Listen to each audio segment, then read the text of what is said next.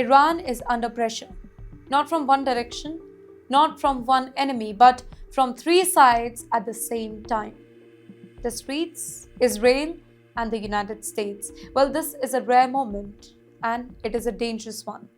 You're watching Times XP, it's me, Dhriti Yatri, and let's start with the streets here. Iran has been shaking for days. For more than a week now, crowds have poured out across the cities and towns, not quietly, not cautiously.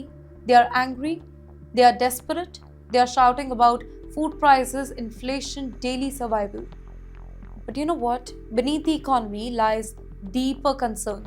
A growing rage against the system itself. The protests, they are not small. They are not isolated. They are spreading from markets to neighborhood, from shopkeepers to the students, from workers to the unemployed. This is not just money anymore. This is about power. This is about legitimacy now. Now look up. Beyond Iran's border, Israel is watching closely and Israel is preparing.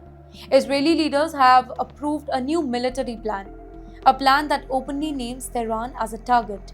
No details are public though, but the message, that is clear. Israel is not waiting, Israel is planning.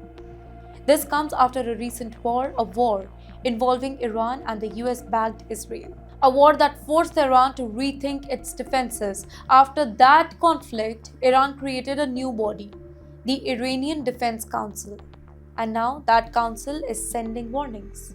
Iran is changing its language now. For years, Tehran spoke of retaliation, right? Now it speaks of prevention. The message is blunt here. Iran says it may strike first, not after being attacked, but before. They call it legitimate defense. The world hears something else: escalation. And then, last comes Washington. Donald Trump has stepped back into the spotlight. From inside Air Force One, the United States President, he sent a clear warning. If Iranian leaders crack down violently, America will respond. Not with words, but with force. Trump did not stop there, by the way. He repeated his message online days earlier. The US, he said, will stand with peaceful protesters here. And if blood is spilled, there will be consequences. Now for Tehran, this is not just rhetoric, this is a threat with history behind. And also the timing, it makes this worse, much worse. Because just days ago, US forces captured Venezuelan leader, Mr. Nicolas Maduro. Maduro is not just a distant ally of Iran, he is part of Tehran's global network. Energy, oil, sanction, evasion. His capture sent shockwaves through Tehran's leadership here. Now if the US can take Maduro, who else can it reach? That's the bigger question, and this is why Iran looks paralyzed. Pull in too many directions, crack down at home, and risk US intervention as well. Hold back on protests and risk losing control here. Prepare for Israel but avoid triggering war. Support allies abroad while struggling to survive within. This is strategic overload. So in the end, the economy makes everything worse for them. Sanctions are biting, the currency is weak, basic goods are expensive.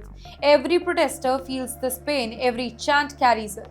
Well, when economic pressure meets political anger, system begins to crack. So, this is not yet a revolution, but it is not nothing.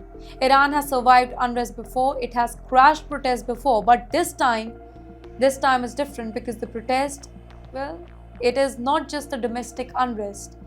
It is the protesters, Israeli military that is ready, and American warning. And that too all at once.